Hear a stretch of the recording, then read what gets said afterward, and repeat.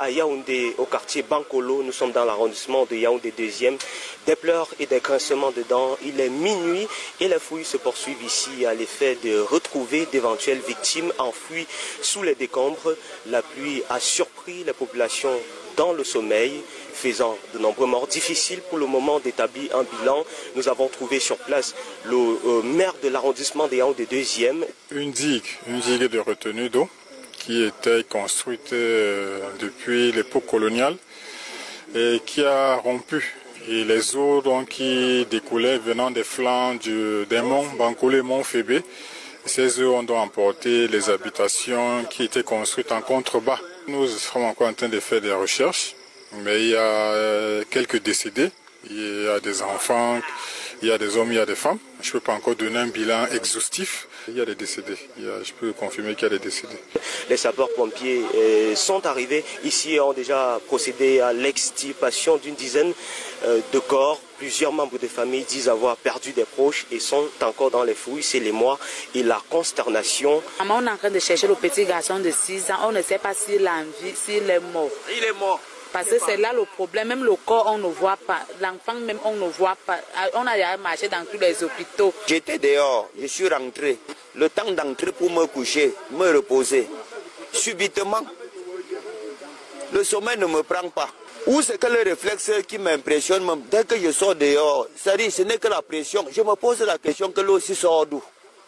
À l'instant pour retourner, pour appeler ma femme comme elle était couchée, parce que moi j'étais qu'au salon.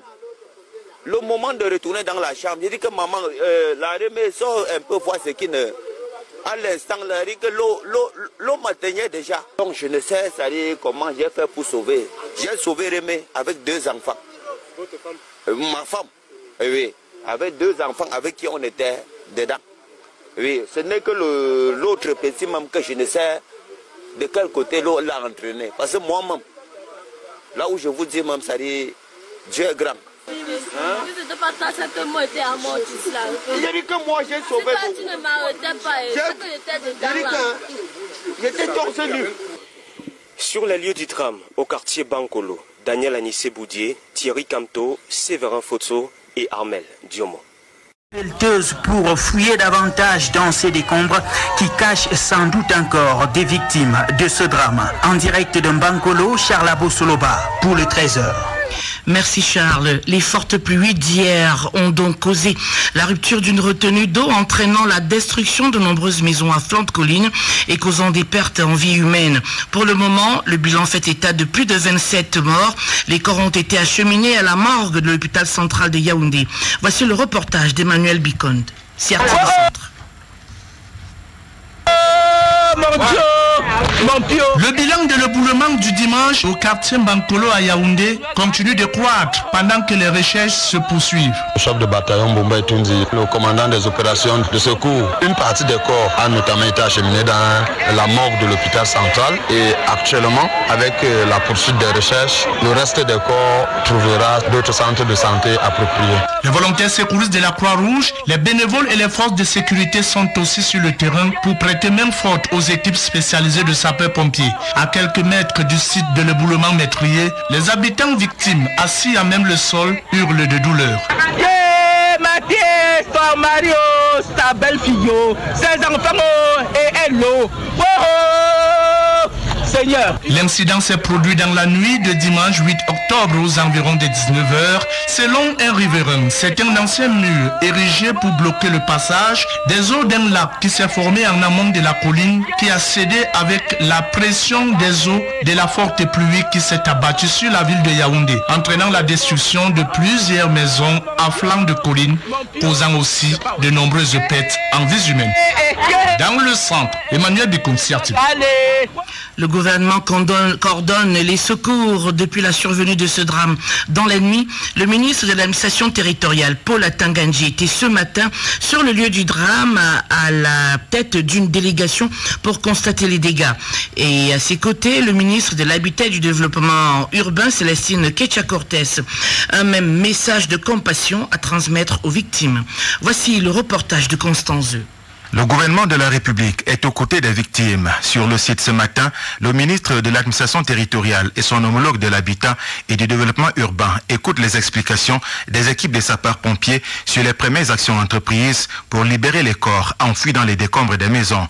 Paul Atanganji et Célestine Ketcha-Cortez adressent par la suite des paroles de réconfort aux survivants, non sans les amener à considérer le drame qui les frappe comme un appel à des actions urgentes. Dans la nuit, après avoir appris les dégâts causés par l'éboulement de terrain, l'on apprend que les deux membres du gouvernement sur le terrain ce matin ont travaillé par vidéoconférence avec le ministre délégué à la présidence chargé de la défense. Il était question de coordonner les actions à mettre en place pour sauver ceux qui pouvaient encore l'être et surtout apporter une aide concrète aux familles endeuillées. La délégation s'est par la suite rendue dans une formation sanitaire de la place pour exprimer les paroles de compassion du gouvernement aux blessés.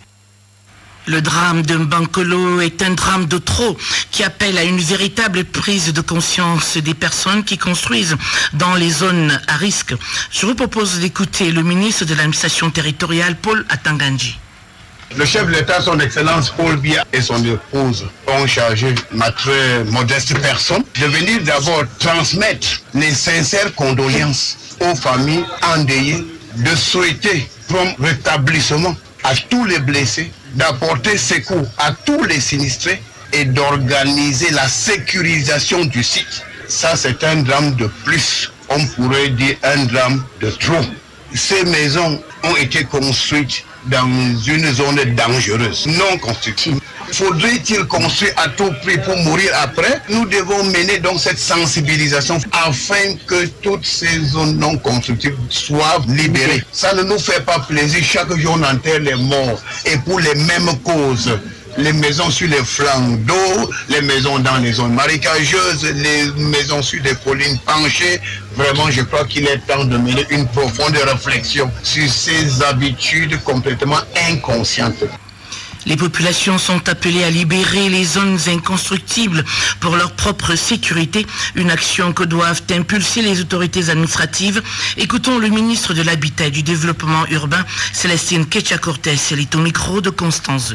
C'est un moment terrible qui, après Douala, après Ngaoundéré, appelle nos consciences individuelles et collectives sur le respect des documents d'occupation des sols. On a barré la voie à l'eau et on a occupé le lit de l'eau. Et lorsque l'eau doit passer, l'eau passe. En souhaitant aussi nos condoléances, je voudrais simplement dire que pour mettre en exécution les très hautes instructions et directives du chef de l'État que nous avons déjà commencé à mettre au lendemain de la catastrophe de Douala, nous allons cette semaine encore poursuivre et accompagner les gouverneurs, les maires de ville. Et je salue l'action qui est menée au niveau de Douala pour libérer les zones où les gens ont construit. Et j'appelle les autres sur l'ensemble du territoire à libérer les zones non constructibles et puis sauver les populations des constructions menaçant ruines telles que nous voyons. Si rien n'est fait, d'ici quelques jours à Bankolo, nous allons encore entendre.